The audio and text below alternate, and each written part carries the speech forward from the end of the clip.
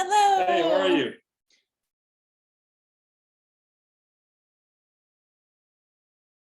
Oh, there you go. Now we should be able to hear you. Nope. There we go. There you are. It's nice to see you again so soon. Now I can't hear you. Oh, you can't. Well, I'm glad we're talking then. All right. Is anybody else having problems hearing us? Can't hear us either? Oh no, I was saying no, I'm not having problems. Okay, you can hear us. Okay, Bridget, can you hear us yet?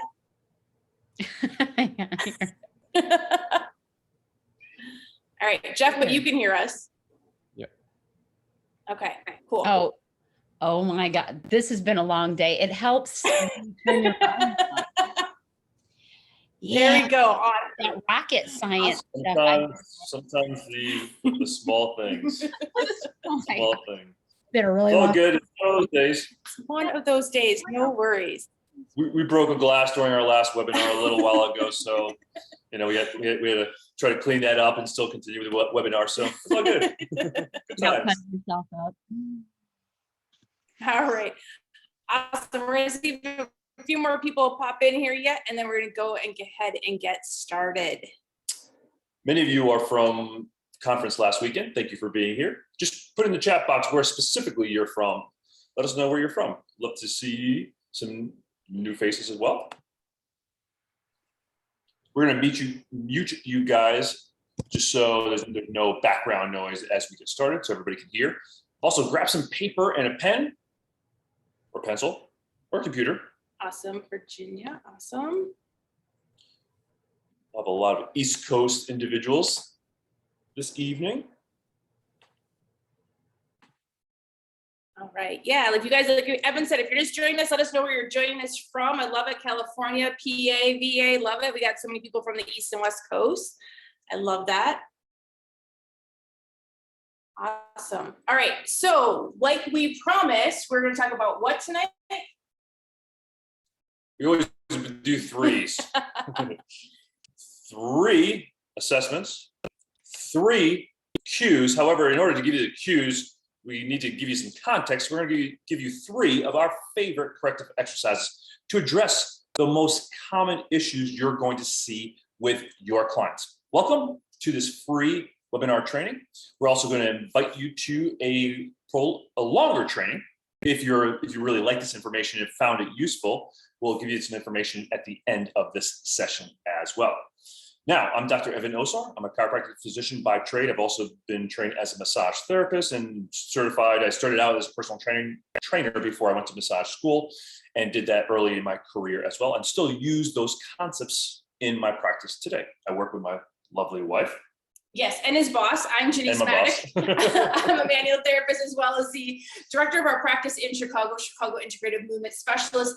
And from there, we created Integrative Movement Institute, where we actually share what it is we do in our office using the integrative movement system. So we're going to give you some take-home actionable steps you can use with your clients when we're done speaking with you this evening. And like Evan said, if you'd like to join us for more in-depth, we're going to give you an opportunity to do that as well. Before we get started, many of you work with the same population that we work with. Yes, we see athletes. Yes, we see young people. The majority of the individuals we work with in our clinic and that we consult with are the older population.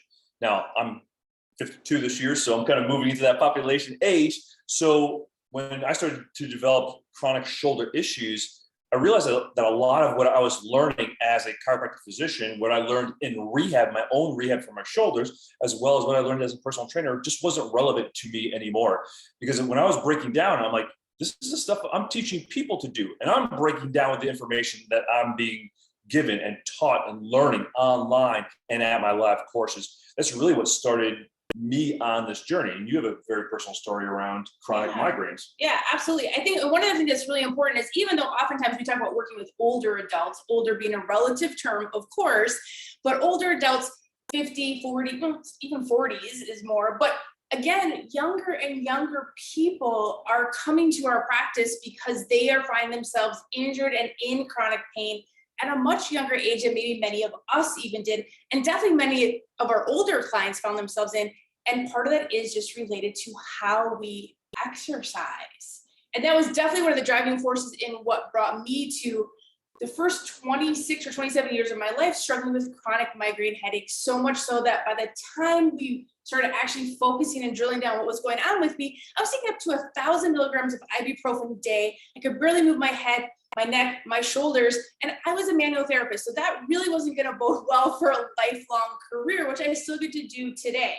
So much of what we're going to share with you today is things that drove us to those things. And some of them may sound familiar to you guys as well. I just had a woman come in the other day. She's been coming in for a while. She came in, she stopped, she came back again.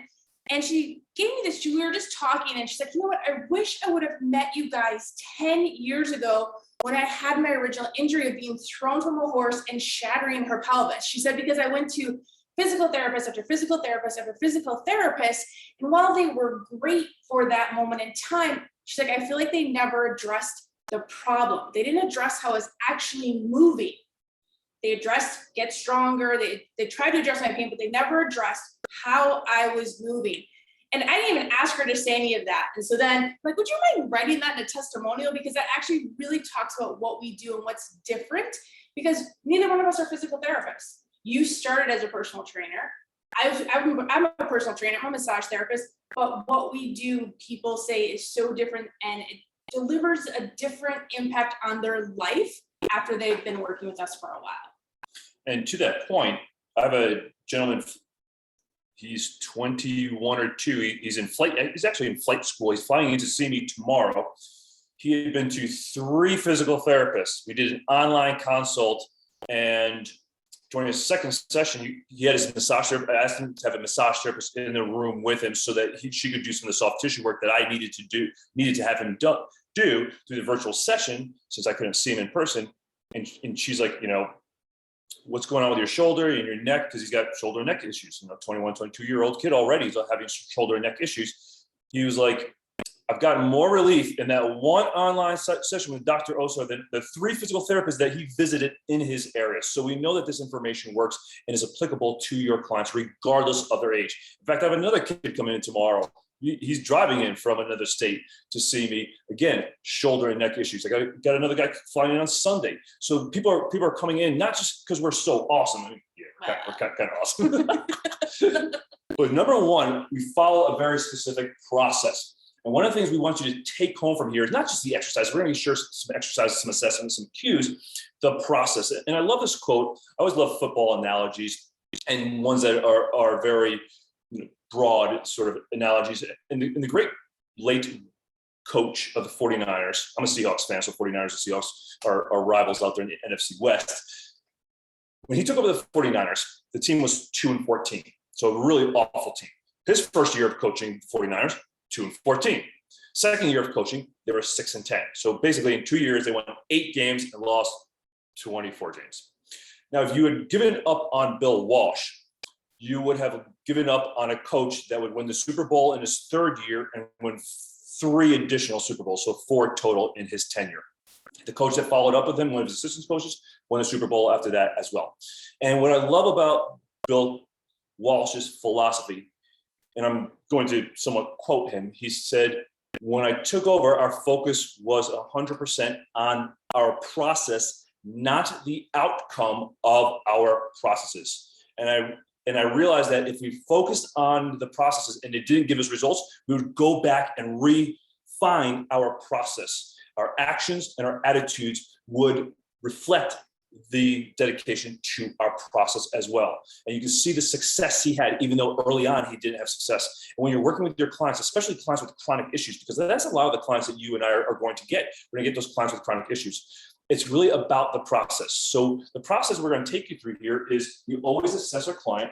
Then that information that we get from our assessment then drives what we do with our corrective exercise. So the first assessment, like I said, we have 2 kids coming in to see me tomorrow. Both kids are coming in. I say kids because they're in their 20s. Actually, one's 16, one's 20. First assessment, most important. I should say most important. One of the top 3 assessments. What would you say is one of the top 3 assessments, especially around head and neck issues? Easy to do whether you're online or in person. Yep, absolutely. Cervical rotation. I was not going to go there. That is mine. You asked for mine. I didn't ask for it. Wasn't going to be mine, but I was like, all right, cervical rotation. All right, cervical rotation. All right. So show them real quickly how you can easily look at cervical rotation. Yeah, especially when I'm working with people online.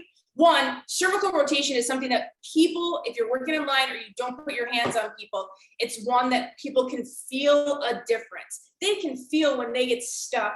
They can hear cracking and crunching when they turn their head, but they can feel a difference side to side when they turn their head.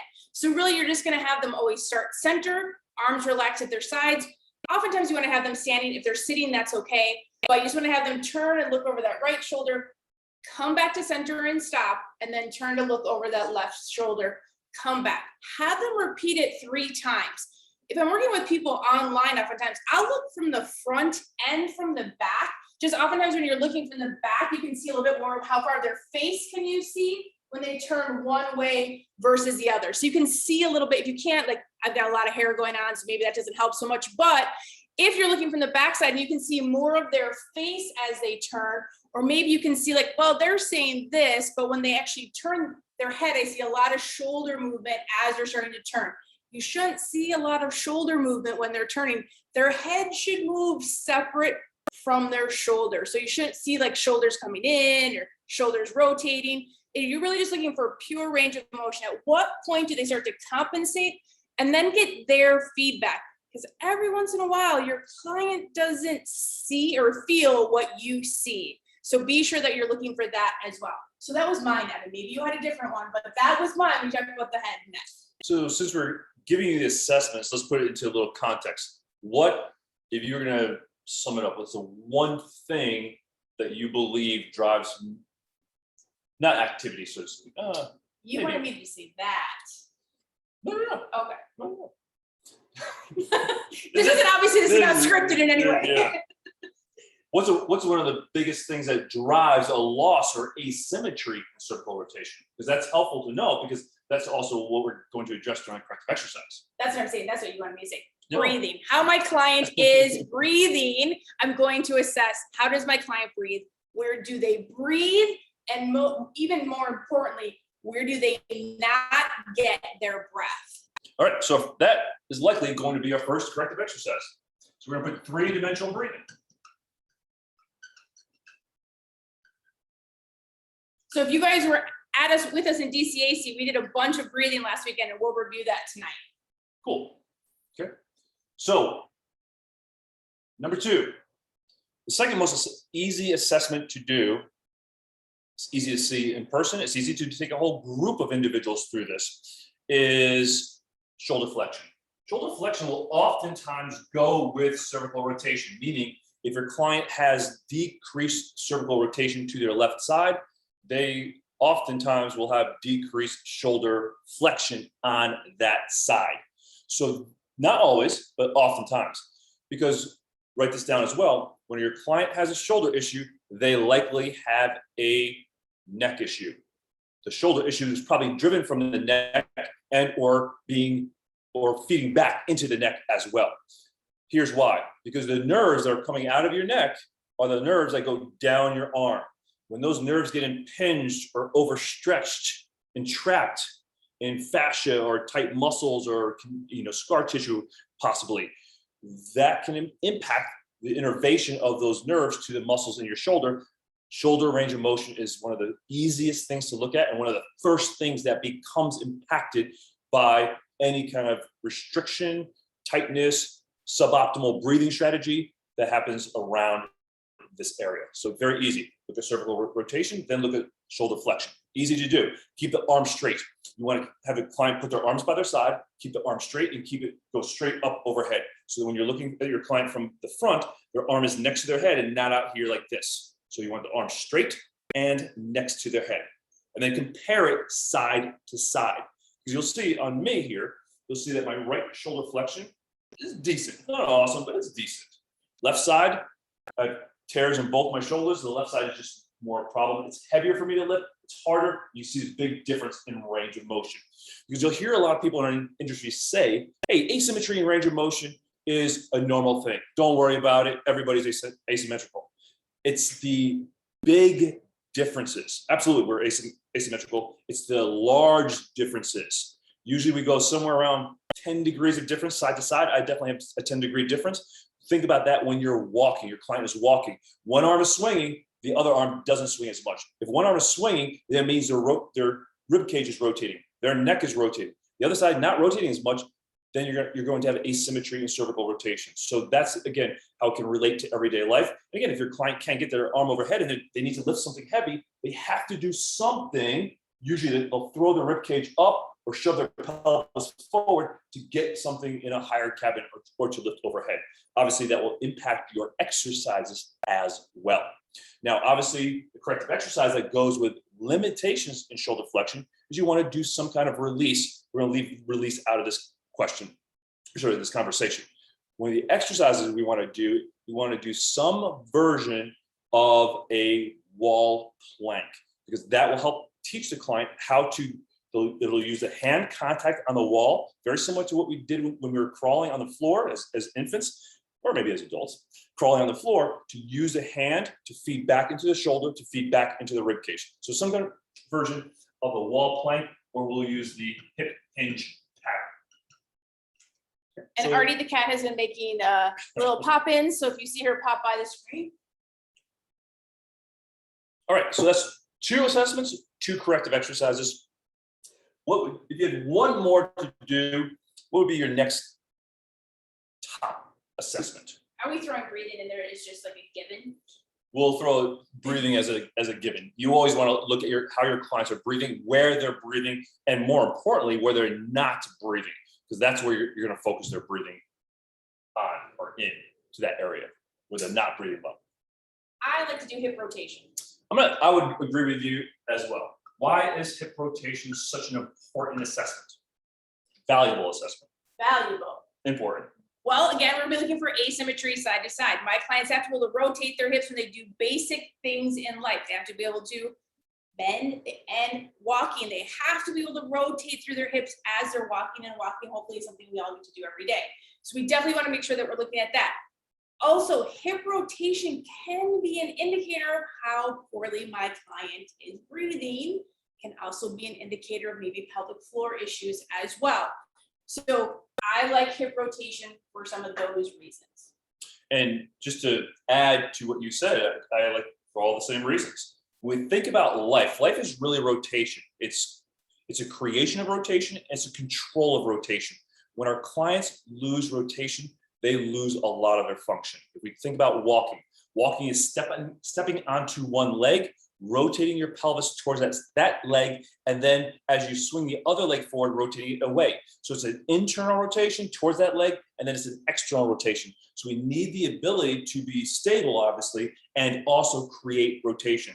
When our clients do not rotate, they are going to do more of a weeble wobble. They'll do this weeble wobble sort of gait, or they'll take very short gait stride because they don't have the ability to elongate their tissues. I'm writing I'm writing a book, the second edition of my Corrective Exercise Solutions book. And the section I just finished was about hip rotation, and all the muscles of the lower extremity, the hip, lower extremity, obviously you have your hip rotators, but even your hip flexors and extensors have a capacity to rotate and or control rotation. So a lot of these muscles that we find that are tight are some of the muscles that are pulling the person into rotation and or not allowing the person to rotate. So do this with me real quick. Stand up. We'll take you through this whole process here, but just to show you the impact that tight hips can have on rotation is I want you to tighten your glutes both sides, like we teach our clients to do during exercise. Tighten your glutes both sides, and then take a step forward, and then take another step forward, and tell me how easy that is to walk and what it feels like. What you'll see is you have to start to shift your weight. If you notice here, I have to shift my weight to that side when I'm unable to rotate. I step on my right, you see me side bend. Step on my left, I have to side bend when I lose the ability to rotate. Now shake that out. That's awful. Feels awful, looks awful if you actually saw what it looked like from behind, or actually what your behind looks like.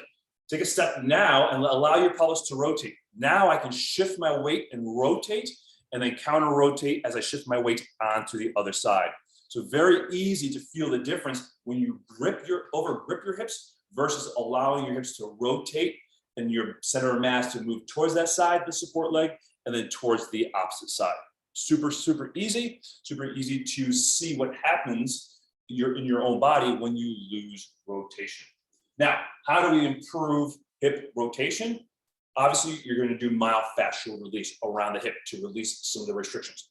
Remember that myofascial release doesn't retrain a new motor pattern or how your brain uses the muscles. It just releases muscles to give you the capacity to be able to create the motion.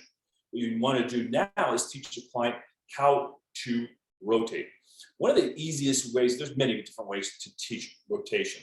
So what we're going to do to teach our clients how to rotate is we're going to use a version of the hip hinge pattern. The reason why we like that is because we can bias one side versus the other. You'll see what we need here in a moment. So we're going to go split stance. Split stance. So we're going to do stagger stance or split stance, hip hinge. So I may change this. I'll change number 2. So you can keep it there. We still use this pattern. Let me get my eraser here. Just so we're not doing the same pattern twice, I'll show you the progression. So instead of doing hip hinge here, we'll do a band. Put down for number 2, the shoulder flexion. The corrective exercise will be a band pull apart, and we'll show you that as well. Okay. So now we have our 3 assessments, our 3 corrective exercises. Now, before we go on, let's just see. Any questions before we go on? Everybody good so far with the information? Feeling good about that? If you have any questions, just go ahead and throw them in the chat box. If not, we'll go ahead and move on. One of the things before we get into the actual process is understanding the process. Remember, your assessments help you determine your client's current strategy, what they're doing with their body, why they may have suboptimal patterns or tightness, discomfort, why they can't perform at the level they need to or want to. That directs you to the corrective exercises where you help your client create more optimal habits.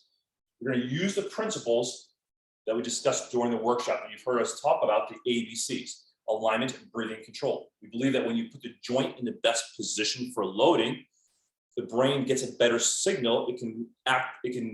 It receives information better from the proprioceptors that are around your joint, the joint capsule, the ligaments, the connective tissue, the muscles, tendons, and fascia. It also allows the brain to then use the right muscles, activate the right muscles to help control that joint. That's the C of the ABCs. Breathing helps us. Let's just talk about breathing, because I know you're a big fan of breathing in a very, like you're doing a 4-part series right now on breathing, online guided tutorial on breathing. So breathing has a few factors when we talk about using principles when we're working with our clients on exercise. Because remember, we're teaching our clients how to move better. Get these people in. So we're teaching our clients how to move better. So when we teach them how to breathe better, breathing actually helps create mobility through our rib cage and our thoracic spine, and it also helps create stability of the spine and the hip joint. Also creates what we call intra-abdominal pressure. Intra-abdominal pressure helps us feel less compressed as we start to breathe in. It's almost like taking an exercise ball. When an exercise ball is full, you can't compress it. So when we breathe well, we increase the intra-abdominal pressure. We can't be squished down. We're actually fighting, as actually a way to fight gravity as it pulls us down. So when we use breathing, it helps increase mobility and it helps create stability both through the joints as well as through intra-abdominal pressure. Yep. And again, the easy thing when you see your clients or any individual walking around in everyday life and you see that sort of compressed sort of posture, what you can basically think in your brain is like, they're not breathing well. Because when you breathe well, you don't get compressed. This is being compressed by your muscle contraction, being compressed by gravity and external loads. When you breathe, as Jenice mentioned, it allows you to expand your cylinder, the cylinder being the rib cage and pelvis. It forms this virtual cylinder in our body. The breathing, 3-dimensional breathing, helps us maintain that alignment, that control of the cylinder. So, well, let's get started. Wait, what's the C? I already said control. But I think I need more information about control. I told them this. Using the muscles around the joint appropriately. I just want to make sure that oftentimes that's the biggest question we have is C, is control. However, let me clarify that. because one of the things that we have all learned, and this is exactly what happened to my shoulder problems, it's a little bit of what happened to your headaches, is when we think about control, we think about, sorry, Kat getting in the way. She always wants to be part of this conversation. When we think about control is what the industry oftentimes terms stability. Control is not just being stable and not moving. It's having the right level of control, the right level of muscle activity for the task at hand. So perfect, easy example to clarify this point is you think about, you bend forward to pick up a piece of paper off the floor. You drop something on the floor, a piece of paper, you bend forward to pick that paper off the floor. Well, now you can use a little bit of spinal flexion. You don't have to brace your core very much. You don't need to do anything to your scapula or your hip. You can just bend forward, pick that piece of paper off the floor, and come back up, using a very low level amount of effort. Okay, now let's contrast that to, now you're lifting up your child, or you're in the gym, you're doing a deadlift exercise. Forward bending again, however, now I need a little bit more core bracing when I'm lifting my child, or a heavy box, or that deadlift in the gym. So that way I keep my joints in a stable position or a controlled position. I keep them aligned and controlled using a higher level of muscular effort. And the goal in life is to be able to seamlessly, the goal during movement, healthy movement, is the ability to move from that low level of control to pick up a piece of paper, or to walk, or to do most things of everyday life, and then use a higher level of muscular effort when we need it. The challenge for our clients is when they start experiencing chronic pain, when they start having sedentary lifestyle, they stop using movement adaptability, they're not very adaptable anymore. They use less movement variability. They just don't move differently. They start moving the same way with every task that they do. They start using more of a gripping strategy, where they start gripping and bracing and tightening down. That's exactly what I learned early on in my weightlifting, is to squeeze the shoulder blades down and back, lift the chest up. And I got really good, really strong at squeezing back, squeezing down. And that's ultimately what led to my rotator cuff tears, my labral tears. Jenice learned the exact same thing through postural training from her mother at age 5.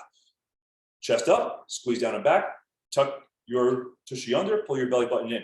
Then when she went to learn weightlifting, she learned the exact same thing. So she learned how to brace and hold herself very tight. So write this down and then put a star next to this.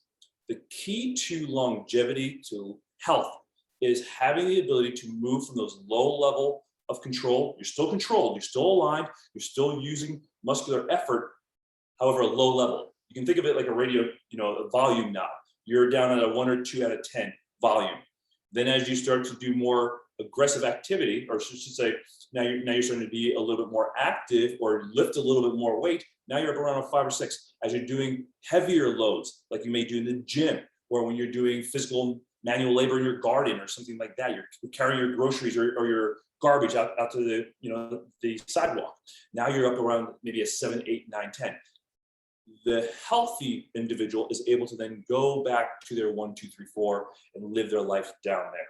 So it's the ability to move from low levels when you need it, which is most of life, to those high levels when you need it, and then be able to go back and forth between those two, not get stuck in that same strategy.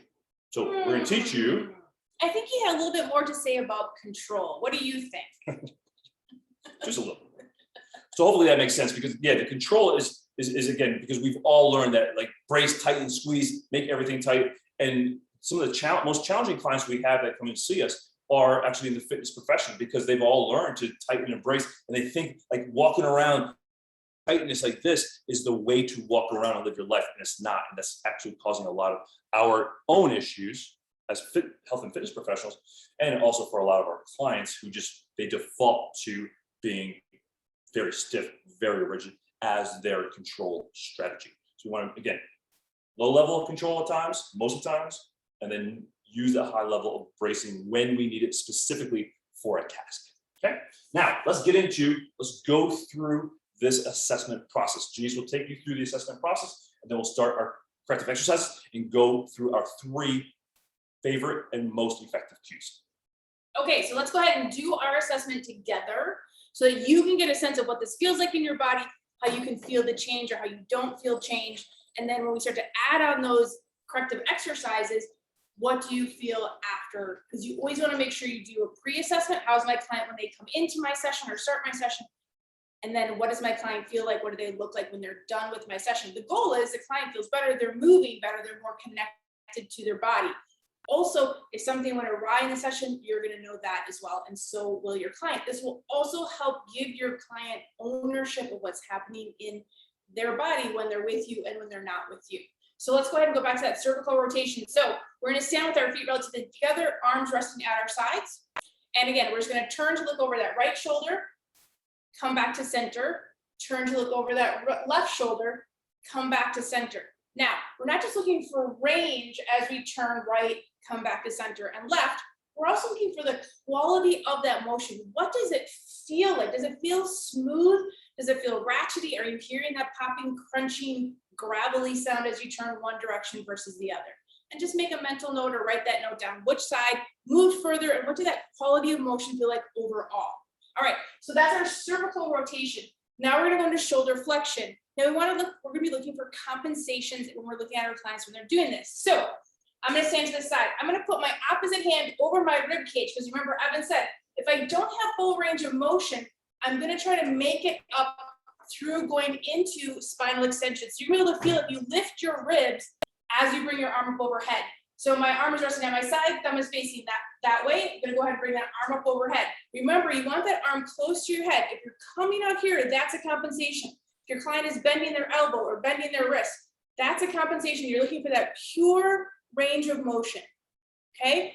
Again, you're looking for how far do you go? What does that quality of motion feel like? Again, lots of times people say I have that popping, crunching kind of feeling when I'm doing that. Then we're gonna go ahead and switch sides. Opposite hand over the rib cage. Again, thumb facing forward, and you're gonna go ahead and bring that arm straight up overhead. Again, if my client's coming out here, bending that elbow, that's not their full range of motion. They're trying to compensate to get that arm up overhead, or finally, they're gonna do this extension type pattern to get that arm overhead. So, did you feel a difference side to side? If so, which side moved further, which side moved less? And what did, again, that quality of motion is equally as important because that's kind of telling you what's going on at the joint if there's a lot of popping, crunching, cracking, those kind of things. So you want to make sure you get a sense of that. How far? And then the quality. And then lastly, we're going to do our hip rotation. Again, feet are relatively comfortably together. My hands are on my hips. And I'm going to go ahead and turn to the right as far as my body goes, keeping my feet on the floor. Come back to center and rotate to the left. Come back to center. And again, as you turn, which way do you go further? As you come back to center.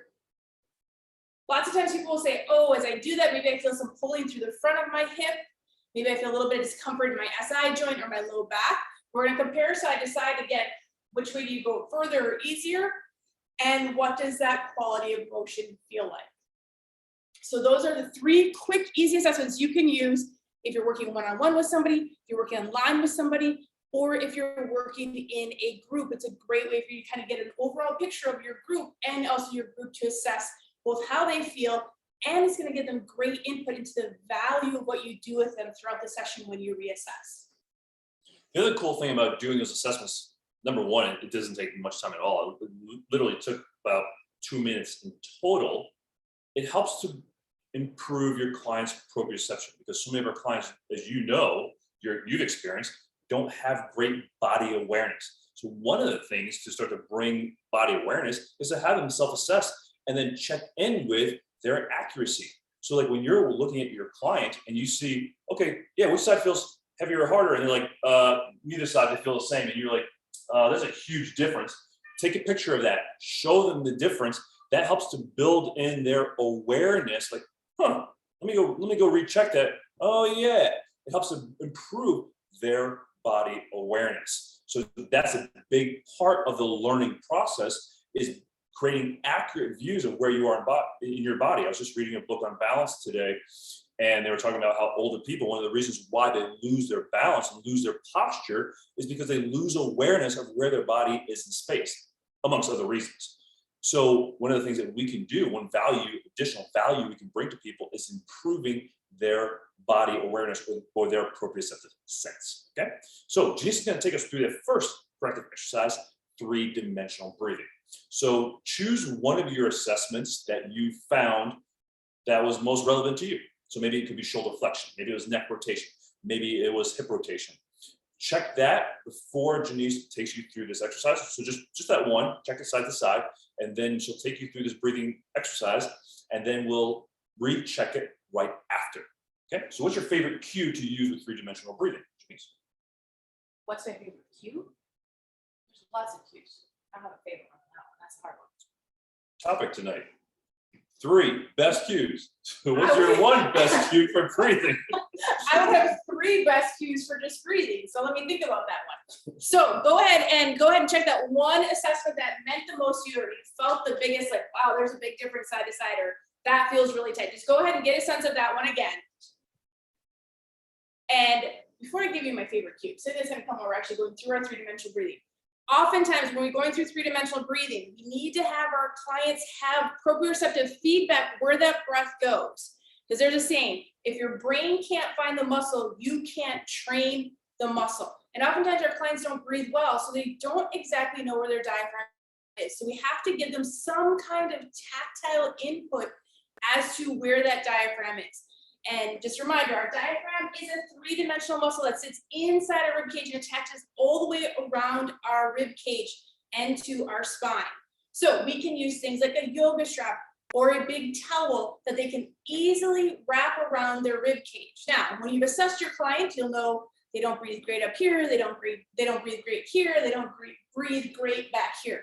You'll determine that. So oftentimes for women, we put the strap around where the bra strap is at the bottom. If you have clients who have tight shoulders and tight necks, lots of times putting this strap here up higher around more into that armpit area is a great place for them to get that kinesthetic feedback. 3-dimensional breathing, the breath has to go up to down, top to bottom, has to go side to side, and has to go front to back. That's how our diaphragm should move when we breathe. So first, we're gonna go ahead and start with that top to bottom breath. Kinesthetic cue for your client is go ahead and place your hands on the lower part of your pelvis, just inside your hip bones. Oftentimes I tell them fingers facing down towards your pubic bone. So you want them to feel like that breath gets all the way down there. When we're doing our breathing, breathing is gentle. Everything about it is gentle. All the cues, I'm gonna give you a whole bunch in this one, then I'll come back to my favorite one. I'm gonna give you a whole bunch of very gentle cues while we're doing this. So hands, if you're seated, you can do that. Oftentimes you'll have people do this in a supine position with head supported, but seated works adequately fine as well. Again, hands are down here. We're always gonna breathe in through the nose and out through the nose. Breathing in through the nose warms, moistens, and purifies the air, which is so essential for us. And then exhaling through the nose just makes it a longer exhale and slows the breath down for our clients. Okay, hands down here by my pelvis, fingers pointing down towards my pubic bone. I'm gonna breathe in through my nose. We're gonna take 3 slow, gentle breaths. Feel your fingers there on the lower part of your pelvis. Breathing in, send that breath into your pelvis. And then as you exhale through your nose, exhale gently but fully. Allow that breath to come all the way out.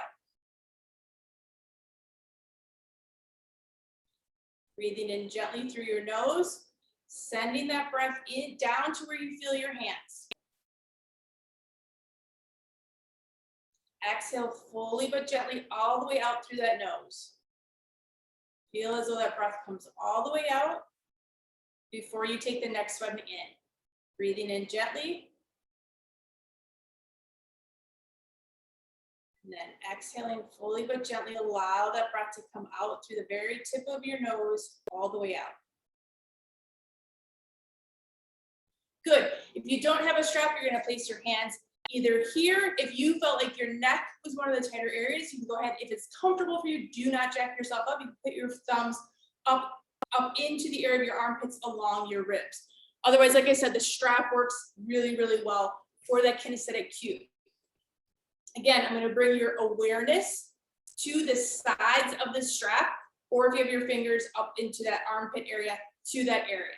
Again, get a sense of where that is, and then very gently Breathe in, sending your breath. I'm not looking for this big breath of, nope, I don't want that. Just nice, gentle breath. See the breath going into the strap. And again, breathing out through your nose, allowing that breath to gently come all the way out.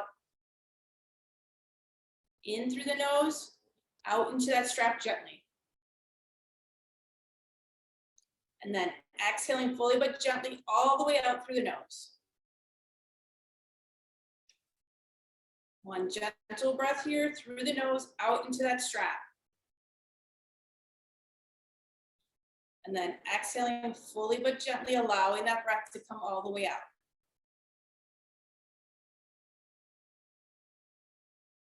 Good. So we have our top to bottom breath, we have our side to side or lateral breath, and now we want to think about that posterior breath. So now my brain is going to connect to the strap on the back side. And again, everything else is going to be the same. I'm making that mental note, that's where the strap is, that's where I need my breath to go. So I'm going to just very gently breathe in, allowing my breath to find that strap and spread across that strap, in through the nose. And gently out through the nose, allowing that breath to come all the way out. Connecting that breath into that strap again. And allowing that breath to come all the way out through the nose. One final breath here, in through the nose. Connect to that strap, allow that breath to spread along the backside. And exhaling gently, allowing that breath to come all the way out through the nose. Good, so I would say my favorite cue as I'm doing that is gentle. Gentle, everything is gentle. For breathing, too much is too much. Harsh is too much. I avoid push, pull. I always think of send, imagine, imagine your breath going into the area. When I say that to my clients who are big, like I must push my breath there, once I tell them to imagine, it changes the quality that they're using when they're taking that breath. So I've wanted you guys to recheck that self-assessment that was most meaningful to you. So it was that cervical rotation, that hip rotation, or that shoulder flexion, and just get a sense of, does it feel different now? I'm gonna check my shoulder flexion on my left side. Mine definitely feels better. So go ahead and check that, and hey, do us a favor. Go ahead and throw into the chat section. Did you feel a difference in that assessment that meant that you felt the most difference initially? Holy crap, yes. Thank you, Bridget. That's the kind of answer I like to hear. That gets her excited. Awesome, thank you. Okay, Evan, what are we doing next? So we have our first cue, imagine. Oh, definitely. Thank you, Jeff. More open in the hips. That is awesome. Oh, cool. Right on. Awesome. Cool. All right. Corrective exercise number 2, band pull apart. Now, we actually just did an hour-long webinar on the shoulder earlier today. And one of the things we discussed that it's made the hugest difference for me personally in my shoulders is the idea of being able to elongate across the collarbones or the clavicles. So the cue we're going to use here is elongate or widen, whichever cue resonates best with your clients. You want to elongate or widen across the clavicles or the collarbones. I'll show you why here in a moment. So elongate or widen. We were teaching this at a conference a couple of years ago, and I brought a woman onto the stage who was really buff and jacked, and she had shoulder issues. And she's like, I don't like the word widen my shoulders. I'm like, you have pretty wide shoulders. You're jacked. You make me look kind of small. And I'm like, how about elongate? She's like, oh, I like that. So elongate, widen. I also use a cue of, think of your shoulders almost like a hanger, like your shoulders are going wide this direction, as if you're like a hanger, or the hanger hanging on, your shirt's hanging on a hanger. So you're getting longer that way. Here's why that's so important. Because if you look at the majority of your clients that have chronic shoulder issues, as well as chronic neck issues, what you're going to see is, just visualize my shoulders, not the widest shoulders in the world, but pretty decent. What they will look like is there's not any space underneath between their arm and their body, and they'll be very compressed in. So you may see more compression on one side versus the other. And actually, the individual I'm going to assess tomorrow, the first thing I noticed when I was looking at his posture, it's like his one shoulder just looked like it was sucked into his body like that. So very narrow shoulders, and anytime he went overhead, couldn't get his arm overhead. So we can do this together. Just again, I want you not to just listen to us, but experience it. So just do this with me. Just pull your shoulder blades and make them real narrow. So pull your shoulder blades in, make them real narrow. Now, first of all, check your cervical rotation again. And already I can feel a decrease in cervical rotation. And more importantly, let's check shoulder flexion. And now it's like, can't get those arms overhead very easy when my shoulders are real narrow. Now, just imagine your shoulders are now going longer. You're creating length or width across your shoulders. Another cue that will work, it doesn't work for everyone, is you can imagine that you have balloons underneath your shoulders, between your arms and your body. So that you have, when you look in the mirror, or you're looking in your screen at yourself, you should have some space between your arm and your body. Okay, now turn your head or neck, and instantly that improved your range of motion without doing anything to your neck. Check your shoulder flexion again. Instantly that changed shoulder flexion as well without doing anything to your shoulders, just by not compressing or retracting or narrowing your shoulders. Now that's easier said than done. However, again, the important thing about cueing is that it's creating a mental picture in your brain, in your client's brain. And your brain is fabulous at creating imagery and translating that imagery into posture and to movement. So part of this process is also retraining the brain to think in pictures. And that's why we use different cues. We'll find the one that resonates the best with the individual. Now that leads us to band pull aparts. Here's what a band pull apart is. So if you take your strap or a resistance band, you can use a towel as well. We generally like something that isn't stretchy, because your client, as soon as you get a stretchy band, when you grab one right here, as soon as they grab a stretchy band, their first instinct is like, oh, let me pull it apart. And that's what, again, remember, this is a common rehab exercise for the shoulders, is to retract and depress the shoulder blades.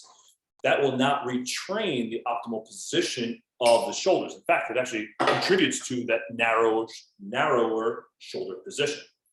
The reason why we like the band pull apart and why we created this for, again, like I said, selfishly, I created it for myself first, is I'm like, okay, how do I train individuals to keep that wider shoulder position and train the scapula in a better position, and also take stress off that upper back and neck? Like, well, I need them to basically do this as if they're pulling something apart. So if you have something there, it could be a towel, it could be a strap, grab your strap about just a little bit wider than shoulder width apart. Grab it, don't crush it.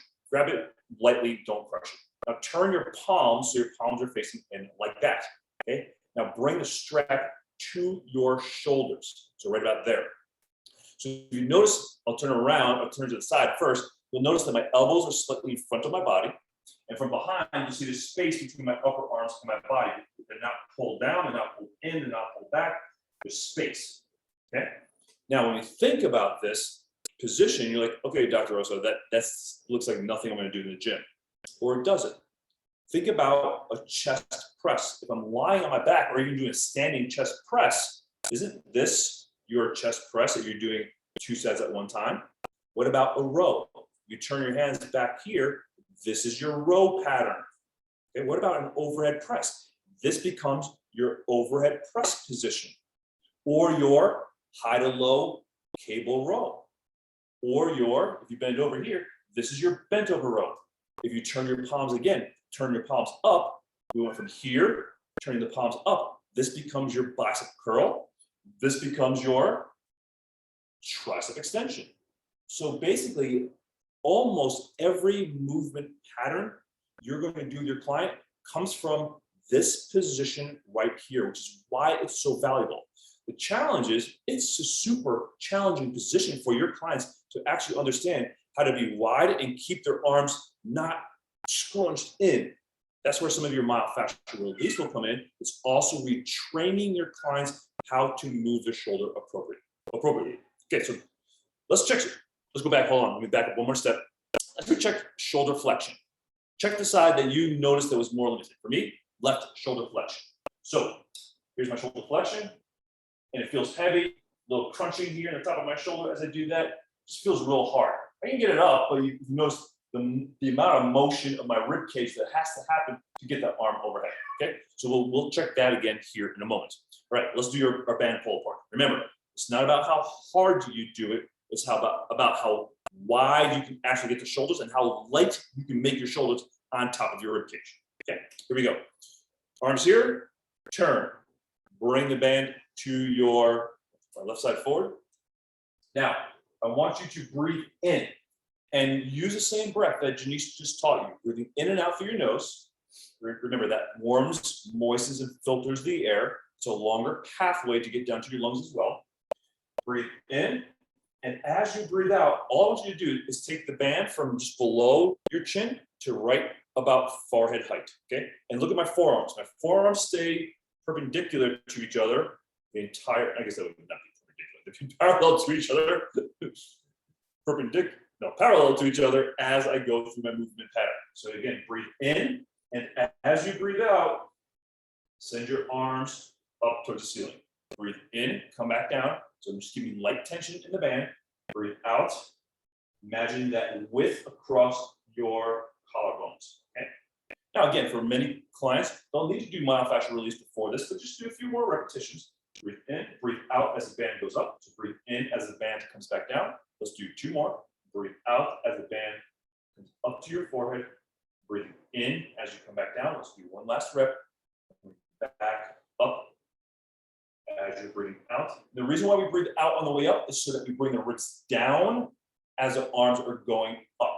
You want to teach a client how to move their arm, not bring the rib cage with their arm. Okay. Now let's recheck range of motion. Let's just see what happened with our range of motion. So you saw my range of motion before, maybe 150 to 160.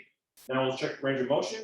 Definitely gained easily 10 degrees of range of motion, and more importantly, now my shoulder's not clicking. It doesn't feel like there's a hard stop in my shoulder. So I gained some range. More importantly, or I should say as importantly, I gained ease of range. Sometimes we're looking for these huge ranges of motion changes, but ease of motion is just as important as range of motion. Again, in the chat box, put down, what did you notice with this pattern? Did you notice any difference in your shoulder range of motion when you did the band pull apart with pullover?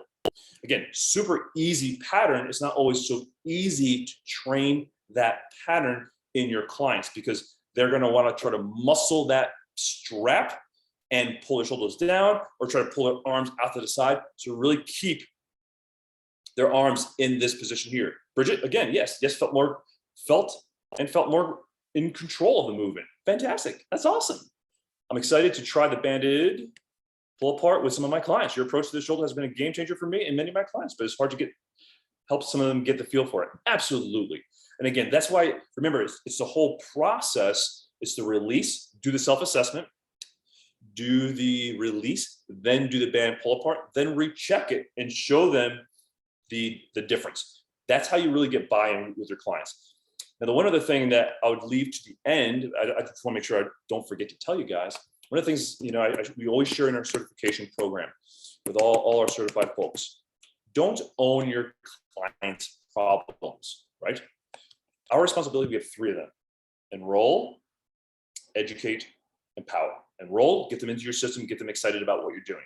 Educate them about their body, about movement, about the things that they can do proactively on their own, and then empower them along the process. Our job is not to go home and do the work for them. They want us to come home and do the work for them, but they need to go home and do it themselves. So appreciate that comment, Jeff. All right, our 3rd corrective exercise is the split stance hip hinge. This is another one of those patterns that is super simple in theory, very challenging. And I teach it at an online college, master's program for athletic trainers. It's challenging for them. Almost all of them struggle with this pattern. Almost every trainer I train with this pattern, they struggle with this. I struggle with it. So it's a challenging pattern, even though it's the concept is simple. Now the cue we're going to use during most of our hip patterns, so squatting, lunging, bending, like a deadlift type pattern or a hip hinge type pattern, the cue that we use most frequently is wide sit bones. Okay, so wide sit bones. Now, I was teaching this concept to my friend who trains mostly older adults down in Houston, Texas. My friend Jackie. I was doing a workshop for her community. And this one woman, super sweet woman, Cheryl, she's like, Dr. Osar, I don't want my butt to be wider. I'm like, I started laughing. I was like, that's awesome. Yeah, nobody wants their butt to be wider, right? So I showed her. So I'm going to show you guys too. So this is a good visual. I'm not quite sure how good the visual will be with black shorts, but I think you'll get a sense of it. So first of all, when you overcontract your glutes, what happens to the shape of your glutes? So that looks like an old person's glute, baggy shorts and just flapping in the breeze here. Whereas when I go back to my normal posture, more anterior tilted, now my glutes back there fills up the short, okay? Now watch from behind. So when I go from behind, when I squeeze and overcontract my glutes, look what happens. I get narrowing of my glutes. I feel these huge hollows and divots in my hips, and my butt looks narrow and again, baggy shorts. So I showed her, I'm like, which one looks better? She's like, oh, definitely that. I'm like, well, that's the difference. The same thing is happening to our older clients or even clients that have more mass back there. They're gripping, thinking they're making their hips look smaller, but all they're really doing is indenting the lower angles of it. So they're creating this sort of, it's really an inverted pyramid where the base is higher at the top and the point is down below by their coccyx, where it should be like they should be more round at the bottom because they're using their glutes appropriately and not squeezing them. So the cue is wide sit bones. And here's what I mean by wide sit bones. So what I want you to do is let's recheck our shoulder, I should say hip range of motion. So feet together, hands on your pelvis, rotate right, come back to center, rotate left. So for me, not too dissimilar, but definitely tighter, less ease of motion going to my left side as compared to my right. If I do this with me as well, slide your hands down the lateral thighs here, your lateral hips, I should say, and see if you notice a difference in how much indentation you may have there, one side versus the other. For me, definitely more on this left side. So I'm gripping here a little bit more than my opposite side. Same side, I have more tightness on when I rotate towards that side. Okay, now let's go hip hinge. So what I want you to do is put your thumbs in your glute right there, fingers wrap around to the front here. So thumb is in the glute, fingers wrap around. Thumb in the glute, fingers wrap around. So we're gonna do parallel stance first, then we'll go into split stance so you can feel the difference. So when we do squats, lunges, deadlifts, and this is very important, so write this down, put a star next to this one as well. When we do squats, lunges, and deadlifts, the first motion should not be pushing our hips back. Okay, because here's what happens when your clients just push their hips back. We've all learned this. I learned this from training 101. So when you squat, push your hips back. The challenge for our clients is when they're not already in a good position of their pelvis. So if they're in posterior pelvic tilt, which most of our clients are, they push their hips back, they push them back, and they stay in posterior pelvic tilt. That doesn't allow them to put their hips in the right position or their pelvis in the right position. The first motion when you squat, lunge, deadlift, or hip hinge is you need to anteriorly rotate your pelvis. It's really, if you watch me, it's the whole cylinder that's anteriorly rotated. So that's why the hands are on the pelvis, anteriorly rotate the entire cylinder. That's what starts the motion. And yes, the hips go back because they're bending and flexing, I should say. That's what gets them to go back. It shouldn't be pushing them back. It's rotating to get them to go back. Now, when you do that, you can feel the weight back here in your glutes, okay? So I'm gonna turn around. This is what I want you to do. Nobody's watching you guys are watching me, is the idea. Spread those sit bones as if your sit bones are going wide, because that allows your glutes to elongate. It's the eccentric elongation of the tissue, because that's what ultimately you need to do. It's like that rubber band. When you elongate or stretch the rubber band, you stretch the rubber band here. Now that rubber band can push you back up or lift you back up without you having to over squeeze and tighten and go back into that posterior tilt. Okay, so let's do 5 more repetitions just like that. So we're doing the hip hinge here. So feet parallel, hands on the pelvis, breathe in, breathe out, hinge, rotate that pelvis. We're not bending the knees on this one. Okay, so that's the difference between your hinge and your squat, right? Is hip hinge and a squat. Breathe in, breathe out, hinge. Feel that pelvis and your entire cylinder rotating forward, and you should feel your sit bones going wide or that stretch in the backside of your hip joint. Now, the split stance is now we're just going to take that into a split stance position. So bring your feet together, hands back on your pelvis. Now, when you step back, so watch me from the front first. When you step back or step your one leg back, so you're going to keep the tighter side forward. So my tighter side was my left side. Keep that leg forward. When you step back, the pelvis should stay square towards your screen. So if you watch me from behind, when I step back with my right leg, you don't see me doing this right here, rotating. That's when you watch your clients, they start rotating and you see their pelvis rotate, their belt line or their shorts line doesn't stay straight. You need them when they step back to stay straight to their forward leg.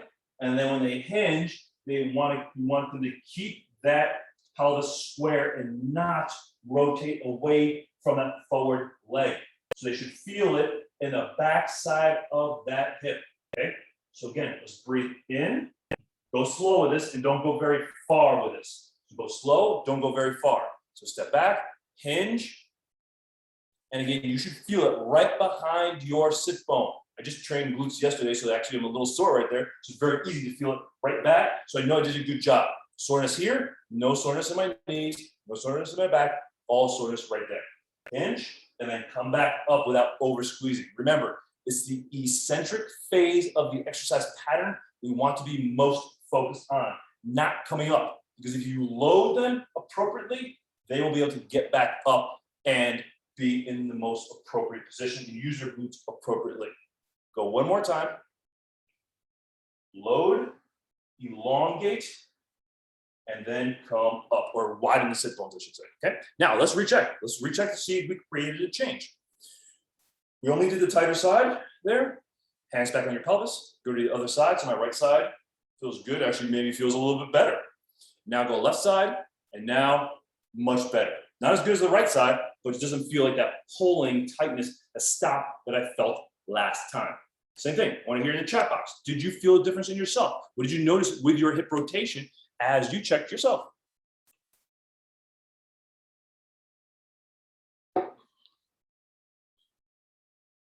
And also, what did you think of that cue, that widen the sit bones cue? It's, like I said, it's a game changer. Once your clients get used to hearing that, you know it's better. Bridget, you're awesome.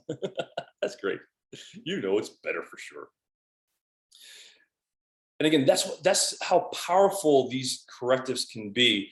However, remember, it's correctives plus the cueing. It's not just using the exercise, it's also using the appropriate cueing, because remember, you're always communicating with your client's nervous system. That's the importance of the cues that you use and why we stay away from, unless we're working with a very specific condition, we're not usually having our clients squeeze, tighten, brace. It's usually an elongation. It's widen, soften, connect, feel, imagine. Those are the cues we use most frequently with the majority of our clients. Now, if I'm training CrossFit athletes, it's going to be a little bit differently because I need to communicate to their mindset. But again, it's going to be a lot of the same cues in those sports and those activities as well. Anybody else? What else did you guys notice? With any of the assessments, with any of the correctives, what do you guys notice in your own body? Like, what do you feel like in your own body now? Actually, Jenice, why don't you take them through just a real quick recap of the assessments, just so they can sort of feel the difference in all the assessments. All right, so you're gonna go ahead and stand with your feet together. You're gonna go ahead and check that cervical rotation again. Arms are resting at your sides. Go ahead and turn over to look over your right shoulder and come back to center and over that left shoulder. And as you repeat that, stopping in the center each time, what does it now feel like? Have you maintained that range you got after we got done breathing? Has it increased? Has it decreased? Does that quality feel any better or different? Good, now let's look at our shoulders. Putting the one hand over the hand we're gonna raise up. Thumbs are facing forward, arm is straight at your side. Go ahead and raise that arm up overhead. Bring it back down. And as you repeat that, remember with that arm close to the head, not out here. As you repeat that, what does that now feel like? Does it feel lighter, easier? Again, that quality of motion. And then turn to that other side, hand on that rib cage, lift that arm up. What does that feel like now? As you bring it back down, are you having less cracking, crunching? It's not just about the distance, it's also the quality of that motion. And then lastly, we're gonna go ahead and check that hip range of motion. Feet are together, hands are on your hips. We're gonna go ahead and rotate the whole body to the right. Come back to center and to the left. And I will tell you, I was off on the side following the instructions as one should when they're watching live and in person. And my left hip feels amazing right now. I'm just gonna say that. So as you repeat that, always make sure your clients stop in the middle. But how does that feel for you guys now? How did you guys do with those assessments now versus when we did them when we started? Feel free to let us know. And also, as you're putting your feedback into the chat box, let us know like what resonated with you the most. Like what did you hear, see, feel, experience in your body that was maybe different or that you didn't expect to happen? Did you find something like, hey, this is kind of different. I didn't expect this to make a difference, and it did. So one of the things that we were teaching you is also the best practices, like what some of the best people who teach movement, you know, from physical therapists to the rehab industry to even dance. A lot of this dancers use a lot of the same sort of cueing and feedback, that internal sort of cueing to help their performance as well. So what did you guys notice in yourselves as you went through this experience that we took you through this evening? Oh, smoother in the hips, really appreciating the wide sit bones cue. Yeah, super amazing cue. And when we think about, you know, how our industry teaches, you know, addressing hip issues, it's usually about squeezing, tightening, bracing the hips more. And that's why I believe we're seeing younger and younger people having chronic hip issues, tightness. We're seeing, you know, 11, 12, 13-year-old girls in our clinic that are having bone spurs and labral tears already. That those are signs of degenerative changes at a very young age because they're using inappropriate strategies. So again, this applies to all populations. Definitely less stiff and feel softer, if that makes sense. Absolutely, softness is actually good. Remember, like water, softness is good. Ice, hard, well, I mean, it's good in a drink, but that's about it, right? You know, you want to be soft, supple, and adaptable. That's how you get adaptable, is you become softer. Yes. You guys are the best. Well, thank you, Bridget. You're the best too. I appreciate that. Have you been using I've been using so much that you learn at DCAC with my clients, and they are loving it. I feel like this is going to change their lives.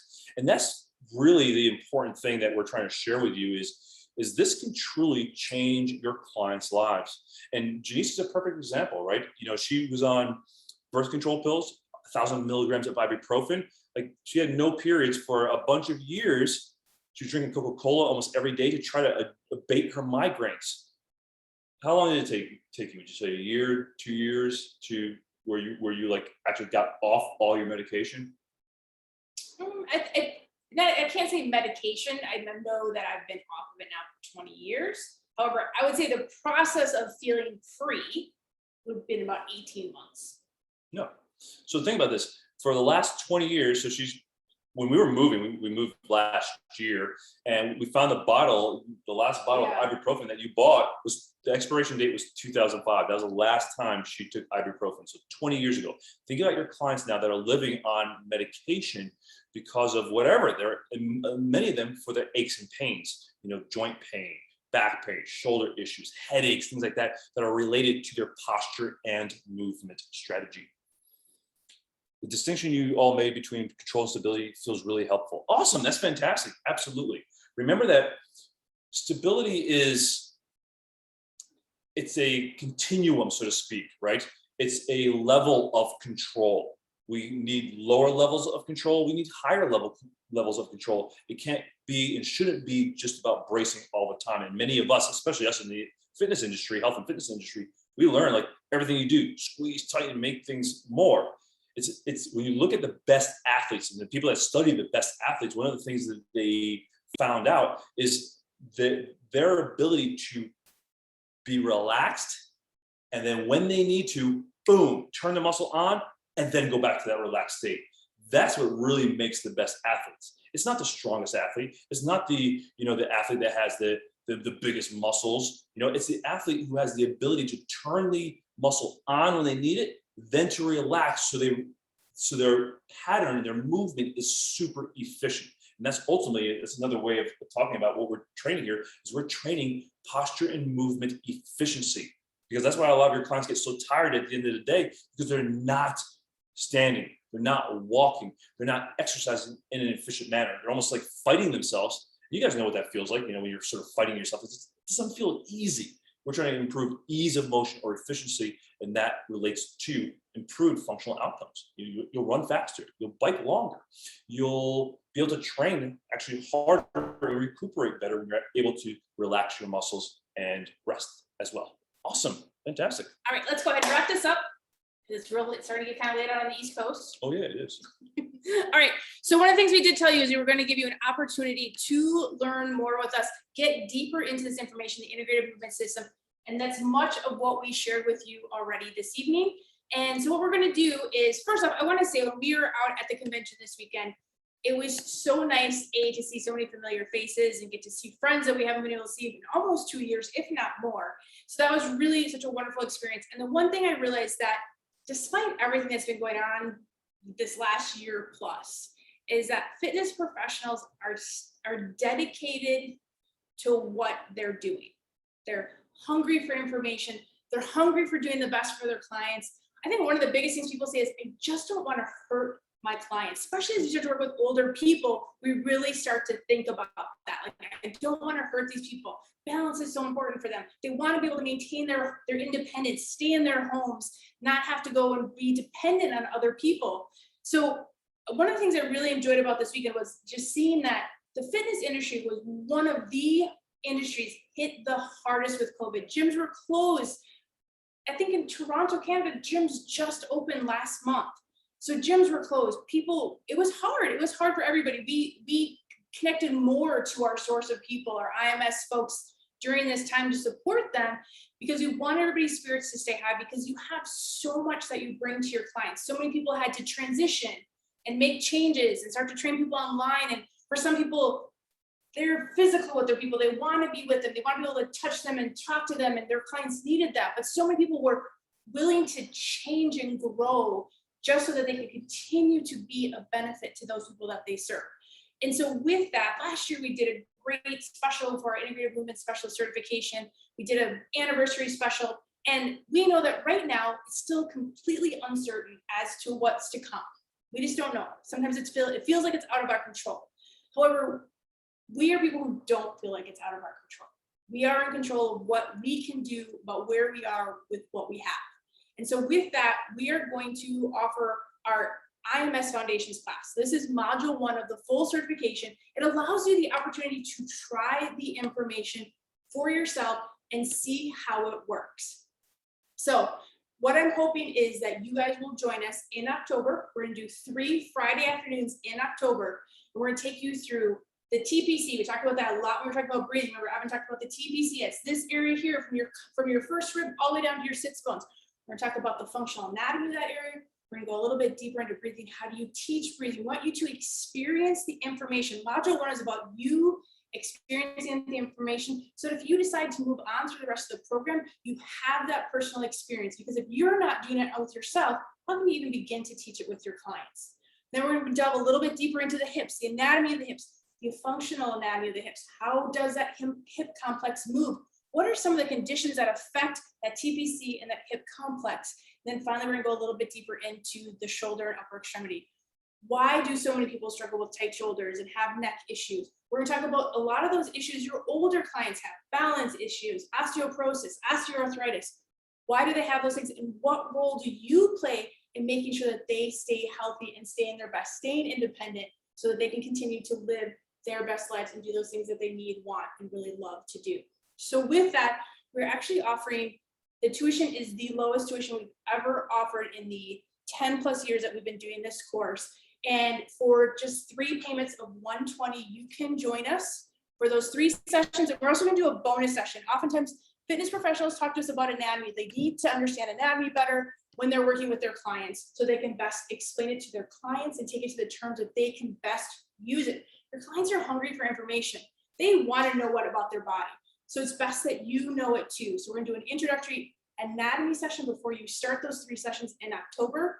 And we hope you guys join us, because we know you guys want to be the best that you can be for your clients, and you want to continue to grow. And I think that's one of the things too. We've had a ton of online stuff for these last few months for fitness professionals, as have many, and we always have people on there hungry, still wanting to learn information, taking advantage of some of that downtime and honing their skill set. So we want to invite you guys in October, the first 3 Fridays of October, to join us online. If you can't make one of the sessions or 2 of the sessions or any of the sessions, but you still want to learn the information, you're gonna be able to watch all the recordings. There's tons of CEUs. If you're looking for CEUs with these courses, ACES 2.2, 1.9 from NASM. So there's tons of CEUs available if you need that towards the end of the year. I know sometimes there's a time crunch to get your CEUs in, so you can complete your CEUs with this course as well. If you have any questions, you can put those in the chat. Evan, do you have that link? We can throw that link in the chat box. Do you have that handy? Oh, man, I have it. I don't know how to get into the chat box. I mean, I did copy it, but I don't know how to paste it into the chat Okay, box. we're gonna throw the link. If there's a special, the special is good until next Friday, where you guys can go ahead and get in there. We'll also send you the email too, so that you guys can find that there. But let's just go ahead and throw it in there. If anybody wants to go ahead to that page right away and check that out, they can go ahead and do that. So I was going to throw the chat box. If you have any questions, go ahead and throw those in the chat box as well. Again, we'd love to see you guys in October. It's going to be a great time. One thing I had to say is that when we bring people together, I hope it's representative of how people see us, is we bring together the kindest, most wonderful people that you can meet. Our IMS team members who've been with us for a super long time if you met Karen, if you were at DCAC last week, and if you met Karen, she's awesome. She's kind of one of our filters for who gets to be on IMS. She has low tolerance for not nice people. I'll just put it that way. So we bring together such wonderful people it's such a lovely community of people who share ideas, who want to empower each other. And our goal is to have an IMS practitioner in every major city in the world. So if you would like to be one of those people, we would love for you to join us for this introductory course, Module 1, the foundations of the integrative movement system, where you get to hone your assessment skills, learn more about how to use corrective exercise based on your assessments, learning those best cues for your clients. Because remember, it's not just about teaching fitness. You are teaching movement. You're teaching movement not just for their fitness, but you're teaching their movement for life. What you teach them in your classes, in your one-on-one sessions, is teaching them how to move through their everyday life. And that's where they spend most of their time. Absolutely. And again, it's one of the things we want you to take from this, and hopefully you took a little bit of that from the weekend sessions and from this training tonight as well, is the importance of using your process and having a lens as to how to look at information, not just take the information because, oh, that person's trained a long time, or that person's, seems like they're a smart person. It's having a lens that you can look through the information with and say, hey, does that apply to my clientele about what I know about functional anatomy, biomechanics, motor control, how the body should move and how it moves most optimally, and then decide for yourself, hey, is this a good exercise for my client? Or maybe this exercise isn't great for my client, or maybe it is a good exercise. I can modify it for my client, still use it and modify it so my client can use it and work towards accomplishing their goals. So we want you to improve how you think about posture, movement, and then how you use this process. Like I said, the most important thing we want you to take from here is not just the exercises, but the importance of using that process, because that's what's going to differentiate you from all the thousands and thousands of other fitness professionals who are vying for attention out there and are just training exercise, like train with me because I'm going to get you sweaty or make you work out hard or make you sore. It's like, no, they're coming to you because you're the specialist, that you have a specific process, just like the mechanic who understands your car and can address your car specifically for what it needs versus just throwing a bunch of, tools and parts at it without really understanding the car. You go to that specialist that can help you choose the right part and help your car perform at its best.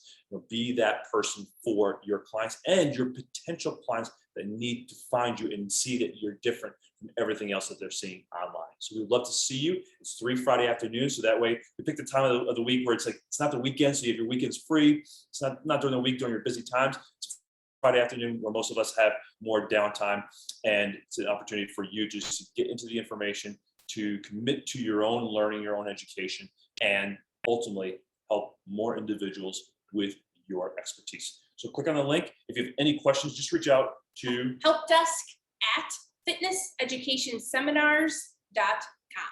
helpdesk@fitnesseducationseminars.com, and Mary will make sure we get your messages. So thank you for all you do. Thank you for being on tonight. Thank you for being part of our community. And if we can help serve you at any time along your journey, please reach out and let us know. Again, like Jenice said, we're really here.